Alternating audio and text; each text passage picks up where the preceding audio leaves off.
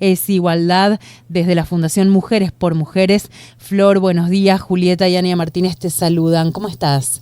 Hola Julieta, ¿cómo estás? Muchas gracias por el espacio. Muy bien, ¿y vos? Muy bien, también. Bueno, aquí nos hacíamos varias preguntas, ¿no? En este día tan especial, Día Día Internacional por una Educación No Sexista, y qué importante que es que esa ley que tenemos vigente desde el año 2006, de una vez por todas, se pueda aplicar en las escuelas. Podríamos empezar por ahí, ¿no? ¿Qué nos contás al respecto, Flor? ¿Cómo se aplica la ESI? ¿De qué se trata este Día Internacional por la Educación No Sexista? Sí, bueno, a ver, es de común conocimiento que si bien la ley está en vigencia, ¿no? Como vos bien dijiste, desde el 2006, entre la ley y los hechos, ¿no? Hay un largo trecho, y es por eso que los jóvenes desde hace tiempo venimos exigiendo su correcta aplicabilidad, ¿verdad? Uh-huh. La ley, de hecho, o sea, lo que vino es a materializar y a garantizar, digamos, derechos que ya estaban en nuestro orden jurídico, y muchas veces creemos que nos dan ESI en las escuelas porque se da una charla con un médico sobre cómo usar un forro, por ejemplo, por así decirlo.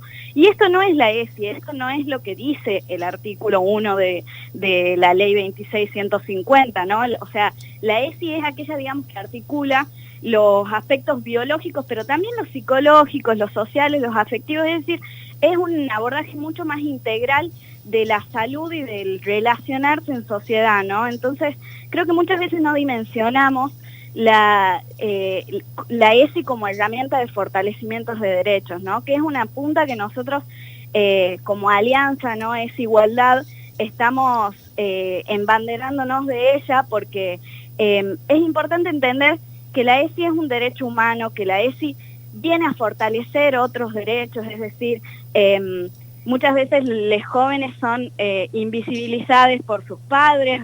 Vemos la consigna de "con mis hijos no te metas", ¿no? Que no viene a hacer nada más que obstaculizar derechos y seguir infantilizando a las juventudes, ¿no?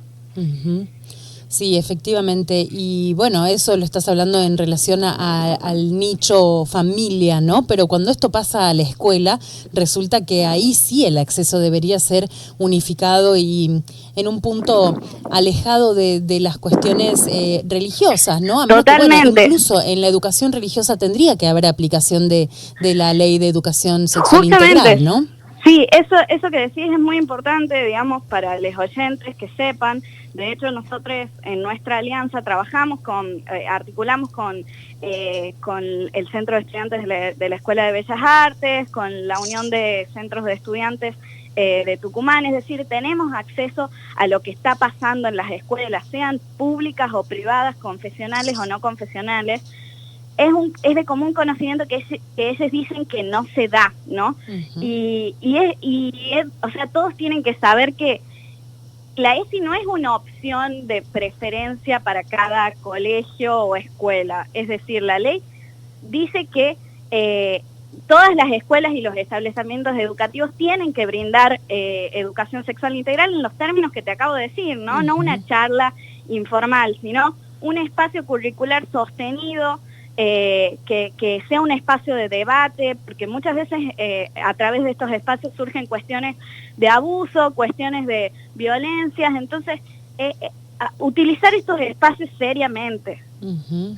Sí, además hay poca información y mucho tabú, entonces ese conflicto genera mala información, ¿no? O sea, el miedo, la estigmatización de distintas cosas, como por ejemplo, bueno, incluso no hace mucho tiempo que salió de la Organización Mundial de la Salud despatologizar, ¿no? Por ejemplo, a las personas trans o incluso a las personas homosexuales, que antes eran considerados una enfermedad, y esto también está contemplado en la ESI, o el ciclo menstrual, el vínculo que se puede tener. No solamente es la profilaxis, la protección a la hora de una relación sexual, sino son varias cuestiones más, incluso desde el género, ¿no? Poder respetar la diversidad también comienza en la escuela, si a veces esa pata está un poco flaca en la familia, por ejemplo, o bueno, ya lo podemos hacer súper amplio, incluso desde una educación sexual integral temprana, podemos hasta entender diferente el lenguaje inclusivo, ¿no? Totalmente.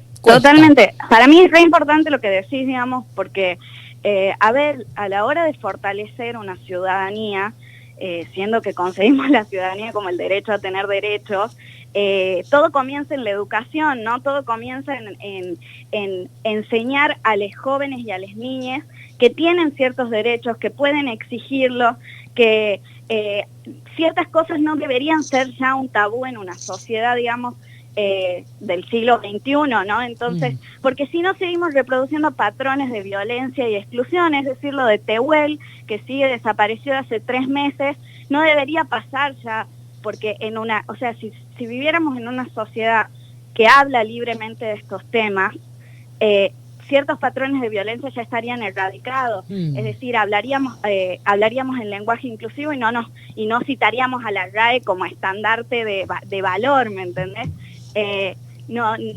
Hablaríamos por ahí de educación en términos de bilingüe, es decir, wichi, guaraní, todas las comunidades indígenas que habitan el suelo argentino, porque eso tampoco se habla.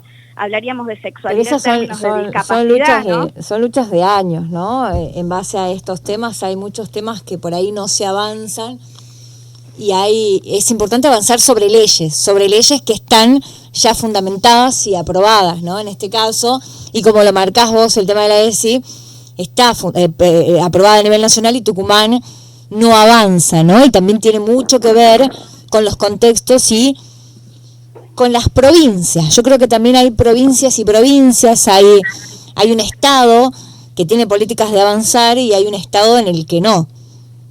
Sí, y muchas veces nos olvidamos por ahí que si bien se puede, como vos decís, regular una ley a nivel nacional, los territorios federales, es decir, las provincias, tienen realidades distintas, como vos bien decís, y los fundamentalismos religiosos operan de formas distintas en cada territorio, ¿no? Entonces es bien sabido que en el norte de nuestro país la presencia de la religión católica y con ella todos los fundamentalismos religiosos que conlleva el armado de los tabúes, los valores de familia inamovibles, una familia heteronormada, una familia en la que si salimos de ese patrón son unos desviados, ¿no? O sea, todo lo que implica esto, que acá, aclaro, yo no estoy en contra de la religión, desde Mujeres por Mujeres no estamos en contra de la religión, estamos un poco haciendo ver que los fundamentalismos y la religión católica no son lo mismo.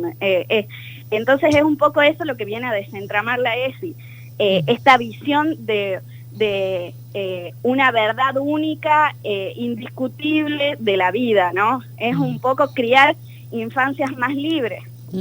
Y ahora, ¿por qué consideran ustedes como organización en este trayecto en donde se ha avanzado en muchas otras cuestiones, no se avanza en este tema en la provincia? Y yo creo que claramente es una decisión política.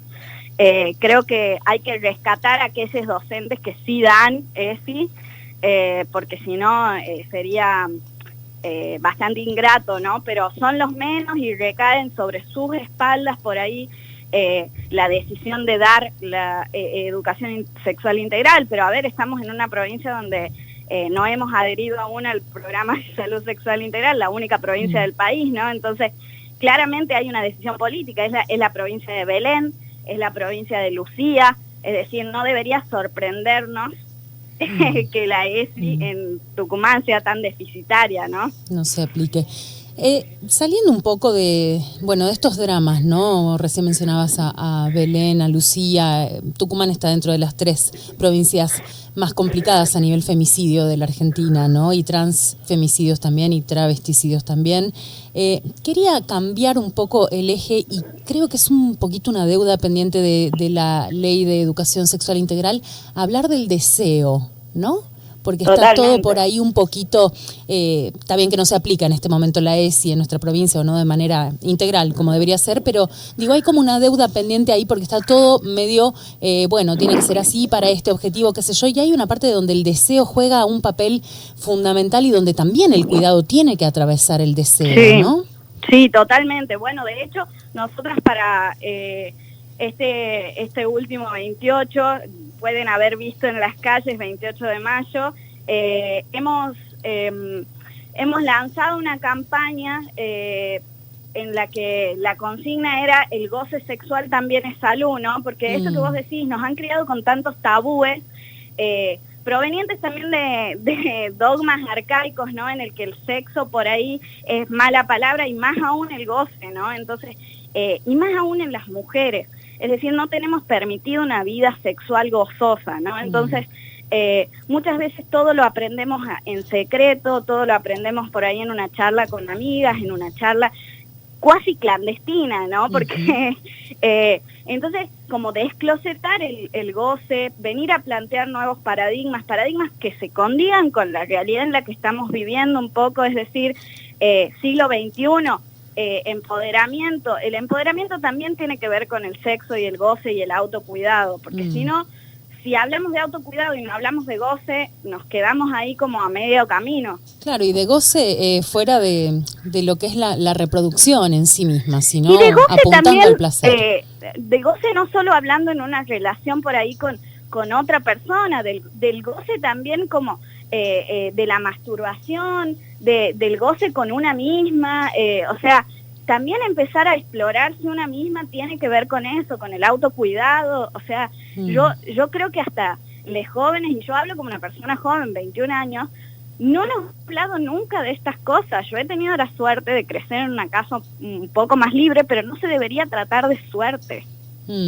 No, y aparte, bueno, para las mujeres es un poquito más difícil porque hay que usar un espejo, ¿no? Para conocernos necesariamente. Totalmente. Hay que usar un espejo, y esto significa tener una intriga y tener un lugar incómodo donde decir, bueno, no conozco mi genitalidad si no la veo con un espejo, ¿no? En el caso de los varones, por ahí está todo tan explícitamente visible, totalmente, que es otro el vínculo que se genera. Flor, antes de cerrar la entrevista, bueno, quería alguna apreciación al respecto de este Día Internacional por la Educación No Sexista. ¿Qué sería una educación no sexista para el movimiento Mujeres por Mujeres? Y a ver, yo hablo también un poco como joven de Mujeres por Mujeres, como una persona también que estamos llevando adelante un proyecto editorial en el que vamos a lanzar una antología de cuentos infantiles con perspectiva de género y diversidad. Para mí, la educación no sexista tiene que ver con esto, con generar infancias más libres de tabúes, libres de violencia, libres de estereotipos, libres de roles de género condicionados por esos estereotipos. Generar una escuela en la cual el adultocentrismo no juegue un rol tan determinante, ¿no? Una escuela interseccional, una escuela diversa, una escuela laica. Entonces, para mí tiene que ver con eso, la educación sexual integral. Y bueno, y también decirles que cuando lancemos nuestra antología Bitácora de una travesía multicolor, les vamos a estar comunicando para que también ayudemos a construir una infancia un poco más diversa, ¿no? Hermoso, y hermoso ese nombre, Bitácora de una travesía multicolor. Bueno, Flor, muchísimas gracias por esta entrevista, y bueno, a seguir luchando para que se aplique la ley de educación sexual integral en nuestra provincia y en todo el país también. Totalmente, totalmente. Y saben que quienes quieran sumarse a la Alianza Desigualdad pueden contactarnos por nuestras redes sociales. Perfecto. Compartinos las redes Mujeres por Mujeres, así las encuentran en todas las redes. Perfecto. En Twitter es MXM Fundación. En Instagram es M por M Fundación, y bueno, y en Facebook nos encuentran a través de nuestra página, que es Fundación Mujeres por Mujeres, y nuestro mail es fundacionmpm@gmail. Perfecto, muchísimas gracias, Flor, por esta entrevista. Muchas gracias a vos, Julieta, por el espacio. Hasta luego. Así pasaba la coordinadora del proyecto Desigualdad desde la Fundación Mujeres por Mujeres, Florencia